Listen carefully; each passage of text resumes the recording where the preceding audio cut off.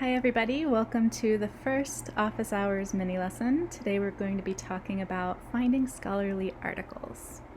I'm going to talk about how to find these articles if you're just looking at other media sources online, perhaps interesting blogs that you found or articles from different organizations. Then we're going to go into looking at Google Scholar, seeing how you can connect Google Scholar with UVA Library, so that way you're searching both at the same time. And then a few little tips and tricks how to refine your search and find those articles that are really of interest to you. And then once you've found a few articles, how do you evaluate them and decide which ones you really want to spend the time reading and talking about in your writing? One place people might frequently start when looking for scientific sources is on Google, plain old Google. So say I'm interested in Montessori education, and I want to know, what's the relationship between Montessori education and culturally responsive pedagogy? So I might search this, Montessori culturally responsive, see what comes up. So here it lists scholarly articles, I think mostly because Google knows now that I love to search for scholarly articles, but say we didn't see that right at the top. Here we have an interesting article, How Montessori Intersects with Culturally Responsive Pedagogy. That sounds right up my alley, right? So let's click on that. So I noticed this is from a school, Chesterfield Montessori School. And just giving a quick scan to see if, I want to invest my time into reading this article, I can see a cute picture, a little bit of text and writing here. I'm not seeing any links to other sources per se, and I don't see a lot of references. There's a few like here, Hammond, quoted. So there's a few references to other things. And then at the very end, it says, read the full journal article here. So this says, oh, it's a journal article. So maybe that's something peer reviewed. Let's go ahead and click that. So this brings me to the website for the National Association for Independent Schools. Again, this is an organization. This is not necessarily a peer-reviewed journal, though. This is, again, another article that an organization has put up. And I can see here they have these little end notes indicated. So maybe this article will lead me to some more peer-reviewed work. I can see that, there are some references here to other works. We talk about Gloria Ladson-Billings. Maybe we can look her up and see if she's in that reference list. So just giving a quick skim, this is an interesting article. There's quite a bit here, but again, it's not a peer-reviewed source. So I'm going to scroll down and check out those end notes. Maybe they have links to the actual sources. And so see here, Gloria Ladson-Billings in the second end note. And this is in the American Educational Research Journal. And I wonder to myself, ooh, this might be a great article, but I'm not sure. Is this journal right here, is this a peer-reviewed journal? So, well, I'm going to go ahead and ask Google that too. And then I'm going to say, is it peer-reviewed? Let's find out. American Educational Research Journal is a peer-reviewed academic journal that covers the field of educational research. So often, to be honest, if I want to know, is this journal something that's peer-reviewed, I will Google it. Here you can go to the actual journal's page, and it talks about, if you dig around a little bit, you can find out about, what is their peer review process. So if you're not sure whether something is peer reviewed, I would say Google it, see what it has to say, and see if it does talk about being peer reviewed. So I know that this article right here would be a great article for me to reference. And in this case, thankfully, it has a link directly to the article, and I could go ahead and download it. And now I have my hands on a scientific source. But I had to go through two other non-scientific sources to get to this one. I mean, the first one was a blog about a blog. So at that point, like I'm on a third-hand source. It's really important that as you're looking at media online, that you're getting to the actual original source. Because it's kind of like that phone tag. You know, people might be saying the right things, but as information gets passed down, you don't know, maybe they've made some inaccurate claims, maybe they've made some inaccurate statements. And rather than basing your literature review on these blogs that no one else has reviewed and that maybe are a second or third hand source, you really do want to get to these original articles, this original source right here that you can read for yourself and you can make your own judgments as to whether or not the information in there is something that applies to your topic of interest. So rather than going through other media sources to search for scientific articles, a great place to start going directly to different scientific databases would be Google Scholar, right? This will tell you, what do you already have access to, what's already available to you just on the internet, generally speaking. But I think the way to really utilize this tool is to make sure it's connected to your UVA library account. That way, when you're searching on Google Scholar, you're not only searching the internet as a whole, what's already available to you there, but you're also at the same time searching what's available to you through the UVA library. So you don't have to go back and forth between Virgo and Scholar. You can do it all at once. So once you're on the Google Scholar page, go ahead over to these 3 bars, click on those and get to the settings tab. And then on the left-hand side, click on library links. Now I already have the WorldCat and the University of Virginia libraries, but let's make pretend I didn't have that on there. Go ahead and search University of Virginia. And you'll see it comes up with a whole list of different universities that may or may not be available to you. So we'll go ahead and click on UVA libraries. I've already, of course, signed into my account, but if you're not yet signed into your UVA account at this point, when you press save, it'll probably ask you to go ahead and log into your UVA account. So it goes ahead and does all of its connections behind the scenes. But go ahead and press save. And then voila, when you search now, you're going to be searching both, again, like I said, things that are online and generally available, as well as things that are available just through UVA. So now that you've got Google Scholar connected up to UVA Library, let's go ahead and do some searching, right? So say you found a few topics you're interested in. Think about, what keywords you want to use. And one way to really refine your search is to use Boolean operators and, or, and not. That can really help you to refine what articles come up. Sometimes you'll get, millions of results, and you really want to be able to narrow it down to the things that you're actually interested in. So to go ahead and go back to the topic I looked up earlier, let's look up Montessori. There we go. And culturally responsive.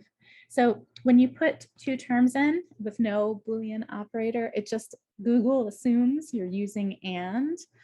But you can use others. I could do or and I can do not and see what happens. So here are my articles. Here's what's come up.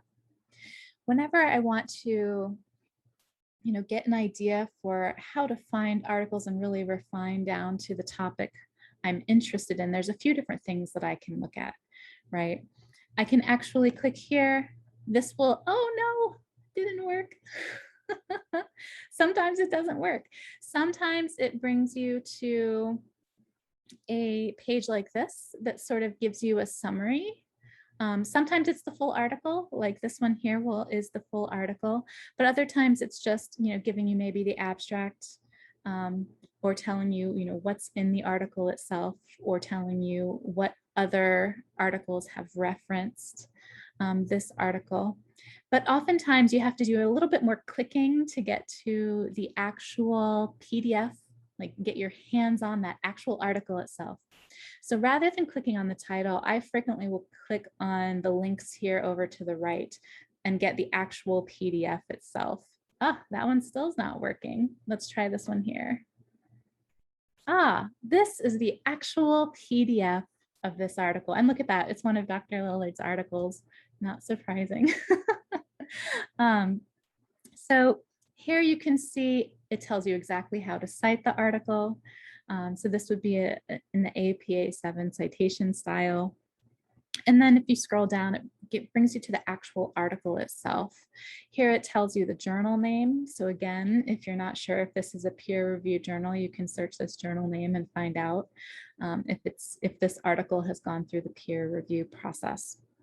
So you can look at this article, but say this isn't really touching on exactly what you want, but some of the ideas are very similar, or it refers to another study that has been done and describes that study. So you want to get your hands on that actual study. What you can do is scroll all the way down and look at her reference list, right? So this is all of the articles that were mentioned in this one, that were published before this one, that you can then go ahead and dig even deeper into this topic.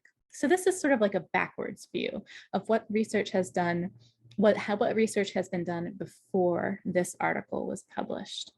But you can also get sort of a forward-looking view. What research has been done that's relevant to this topic after this article was published? So in order to do that, you would look at the cited by list. And so this will list some of the articles that were published after this one that referenced this one. So this gives you sort of that forward-looking view. So this might also bring you to some articles that might be helpful for your search. Say you've got this list of articles here though, and you're trying to figure out, there's a whole bunch here. I can see on the right-hand side, there's all these links to all these PDFs, and you're reading through the topics and the titles. You can see that this one's a book rather than a peer-reviewed article. You've got to watch out because sometimes these articles are from peer-reviewed journals, but not all the time. Some of the things listed on Google Scholar might be dissertations or someone's master's thesis. And so yes, of course, those had to go through their professors, right? So that they could meet the standards necessary for the degree they're going for, but it's not something that's gone through the peer-reviewed process. So be sure to look and make sure that you're getting something from a journal that is peer-reviewed rather than looking at something that's a master's thesis or a dissertation. Another thing you can do, say you found an author and you really love their work and you've read an article and you're like, I want to know what else this author has done in the past on this topic. You can go ahead and sometimes when you see the name underlined, you can go ahead and click on the author's name. And there's Professor Lillard, and you can see a list of all of the articles that that professor or that individual has authored. And you can obviously see more and more and more. And you can sort this by, how many folks have cited this article, what year was this article published in, alphabetically, what the title is. So you can get an idea. If you find an author that you really like, you can go ahead and make sure to get back to their literature and see what else they've published on a topic. Finally, once you've found a list like this one of all of these different articles that Scholar is throwing your way, you might want to be thinking, okay, so these are great peer-reviewed journal articles, but how do I know, which is a really good article? Yeah, it takes a little bit of critical thinking on your part. One thing to think about is, what's the ratio of citations this article has based on when it was published? If you find something that was published many, many years ago and only has 1 or 2 citations, you might think to yourself, well, this didn't really make much of a splash in the academic world. So maybe this really isn't the article for me to be referencing. You might want to instead look and see, which articles have quite a few citations. Now, this doesn't always work. This doesn't always lead you to, the sources that are the most popular, but it's a good sort of rule of thumb to start with. So as I'm scrolling through, I can see there's not a lot of these articles that have a lot of citations. It might just be a topic that's, there hasn't been a lot of study on. So you'll find that sometimes when there's a topic that the literature hasn't really covered, you're going to still have these low citation numbers. Let's see if we can search something else. Say I want to know about executive function or play, like I have here. Okay. So this one here, current biology. Well, this is a psychology class, so it says executive function, but is it talking about executive function in the same way that we would talk about it in a psychology class? You'd really have to think critically about that, or take a peek at the article and see if it works for you. So I see this one here is on APA PsycNet, but if you look, we don't have any links to the actual document itself. Let's take a look, see what happens when we go there. So this is one of those situations, like I was telling you, where it just is showing you the abstract and the citation. You're not actually getting the article itself. It looks here like it's a book chapter.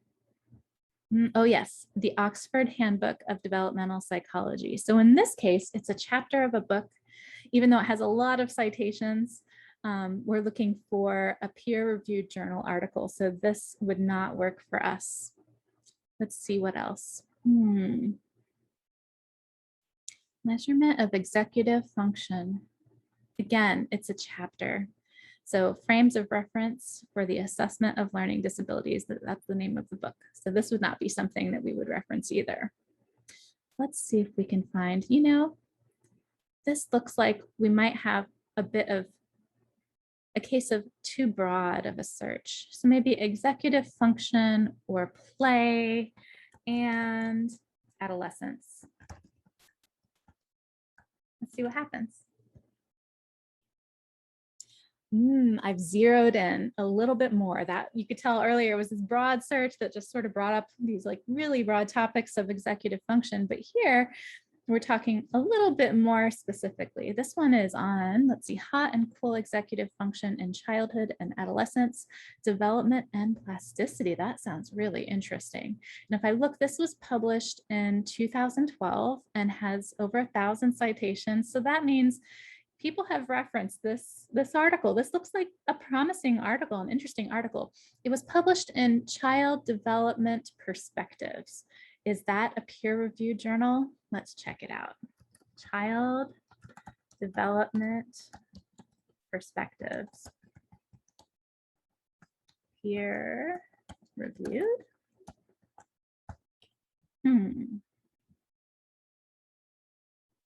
Child Development Perspectives is a quarterly peer-reviewed academic journal. So it looks like we have found a promising article.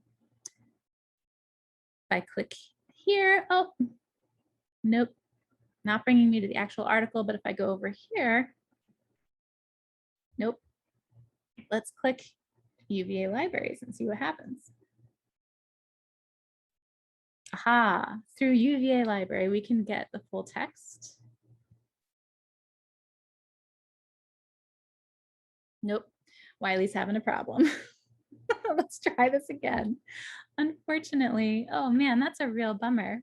Sorry for the inconvenience, they say. Let's try again. No, we've tried it 3 times. Let's try another article. Man, that was such a promising article. Maybe we can go back to that one at another time and try it again. Development of hot and cool executive function during the transition to adolescence. Maybe I've heard quite a bit about executive function, but I don't know much about this hot or cool business. This might be an article that I want to read. 2011, about 450 citations. Like, okay, that sounds pretty good. And let's go ahead and click on Science Direct.